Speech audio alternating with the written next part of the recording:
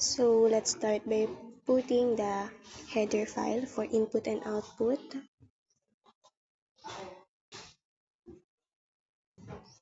Hashtag include iostream using namespace std int main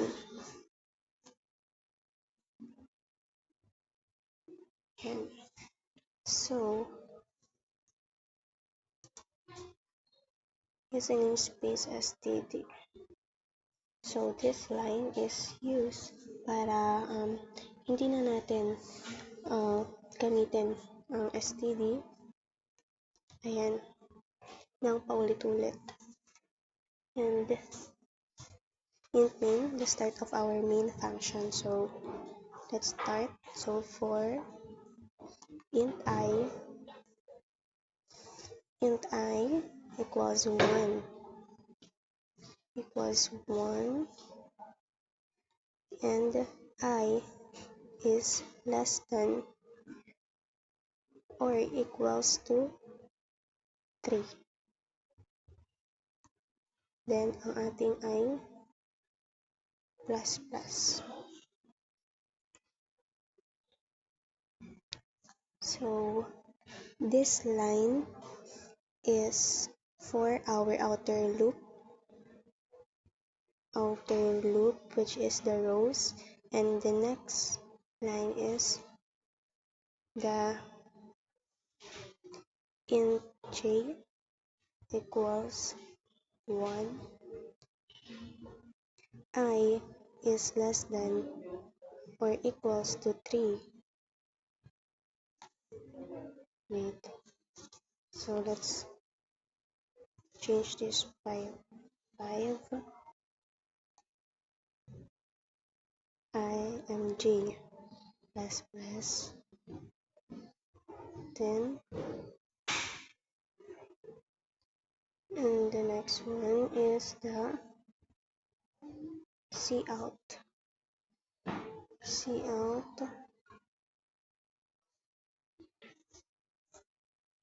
asterisk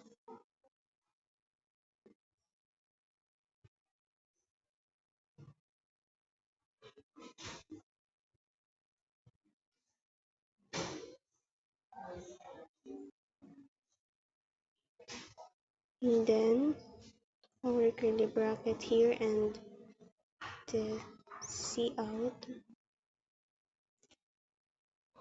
end line. So here, as you can see, we cout asterisk, which is the output.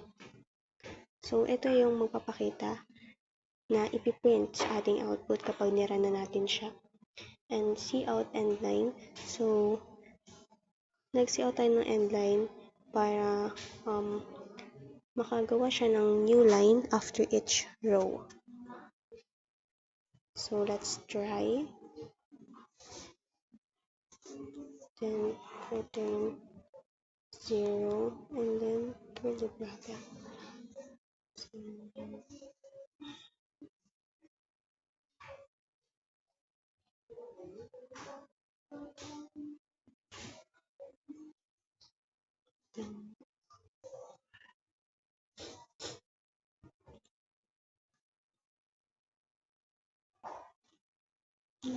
Mali.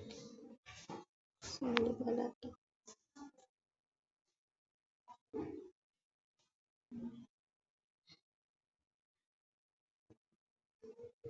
Wait lang.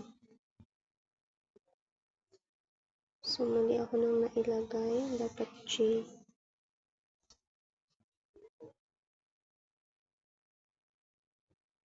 Ayan. So try naman natin na lagyan ng space here.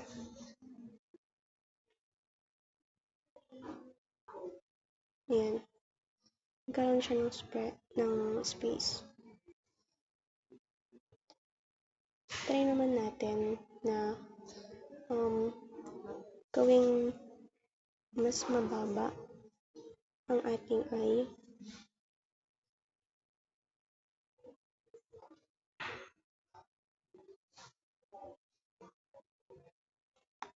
Ayan. So, as you can see, nabawasan ng ating asterisk sa kanyang side, which is our outer loop for rows, ang int I. Kaya naging 3 na lang siya. And 5 ang ating int j, which is our inner loop. So, eto siya. Yung pa straight line.